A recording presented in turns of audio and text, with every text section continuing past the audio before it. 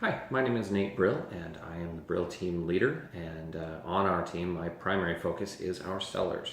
So I wanted to discuss what it means to be market ready. So if you're getting ready to list your house, we want to know what it's going to take for you to get the most money for your house, sell it in the quickest time, which is, of course, what everybody wants. So you're not going to do that unless your house is pretty much ready to go.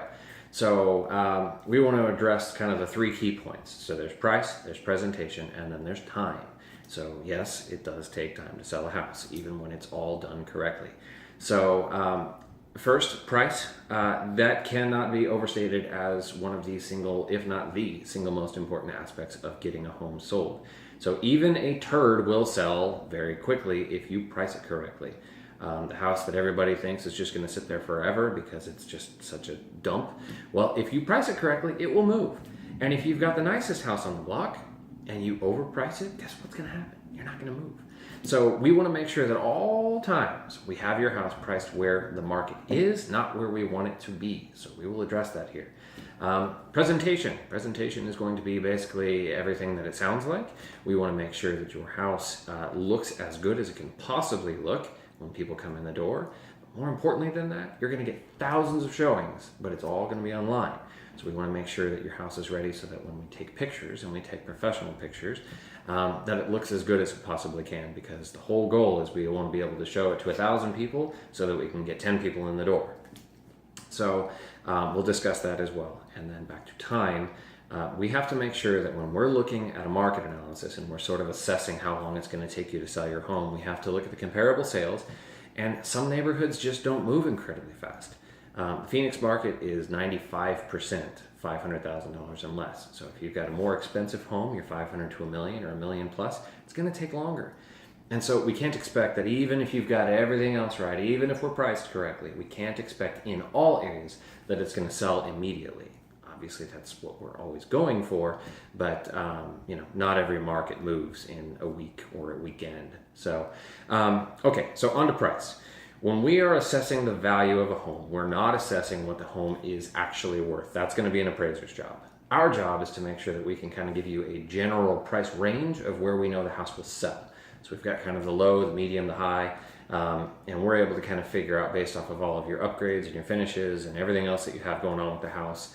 If you've got a bigger lot, smaller lot, whatever, we take all of that into account and we kind of assess based off of all of the recent sales around your neighborhood, where is your house going to be priced? And we have to be realistic. So if we're in a flat market, we can't really expect that we're going to be pricing way, way up here when the market isn't headed that direction. Obviously, if you've got something going on with your house, it's a lot better than everybody else. We can price definitely above, but it's not like we can price it in a way that says, hey, the market is just taken off. And if we're in a declining market, we also have to take that into account. So if the market's declining, it's kind of like if you're trying to catch a slinky. If you are behind the slinky and you're going down the stairs, you're not going to catch it. What you have to do is you have to get in front of the slinky. You have to get on the stairs just below it. And the same thing goes with pricing a house in a declining market. If the market is headed down, you have to be basically right in front of it, or I guess I should say right below it, so that as it's headed down, you want to be able to get it right there, and that's going to get your house moved super quick. So we go really, really detailed in our analysis. And our hope is that our sellers are going to take our advice, which is, quite honestly, why they're hiring us. But we want them to be able to look at it and say, okay, well, here are the 5 most recent sales. This is where we feel we fit in the mix, and this is where we should price. And to us, it's a collaborative thing. We're not coming in saying, hey, this is exactly where you should be priced. We're saying this is kind of the range. How do you feel about it? So it's very much about us coming to an agreement together, and we never want to feel like we're telling somebody, this is what you are supposed to do. Obviously, again, that's why people are hiring us, is to give our advice, and that's what we're going to do. But, we don't have a crystal ball. We don't know exactly where it's going to land, and that's why we give a range. So as long as our sellers kind of fall somewhere in the range that we think is realistic, then we're right on the money, and a higher likelihood than not, we are actually going to sell it faster than what we're even giving as kind of a prescribed time range. So on to presentation. Okay, so this one is huge. Like I said, we want to make sure that your house shows beautifully, not only when people come in the door, but in order to get them to come in the door, we have to make sure that it looks beautiful for the pictures. So we hire a professional photographer. These people take magazine quality pictures. We've got video, we've got drone shots, we've got all sorts of stuff that's going to make your house stand out. Because what people are doing when they're looking for a house is they're click, click, click, click, click through the internet, and they're looking at hundreds of houses, if not thousands of houses over a course of sometimes, 6 months or a year. So if you want your house to stand out, we have to make it look and feel magazine quality. Even if the house itself is, so-so, we're going to do everything we can. We're going to stage it correctly. We're going to make sure that the house looks clean. We're going to make sure that if the house needs to be painted or we've got god-awful colors on the wall, that we get that stuff addressed. Because that stuff does make a difference. I cannot overstress how much that makes a difference. So in presenting your house, when we get to the point where we're taking pictures, we will have gone through every room with you. We will have addressed everything that needs to be taken care of with you. But ultimately, it's still on you to make sure the house stays clean. Because if we've got 100 people looking at the house, our hope is that maybe 10 of them will come in and actually see the house in person. Because it's all a numbers game. So when we get them in the house, we want them to walk in, feel like it's fresh, to back up. When they pull up to the house, we want it to look good. So your curb appeal matters hugely because people are making their decision on whether or not they like your house, sometimes within, 3 to 5 seconds, because they pull up and if it looks like crap, they don't want to go in. A lot of people will actually just turn right around and say, I don't even want to see it.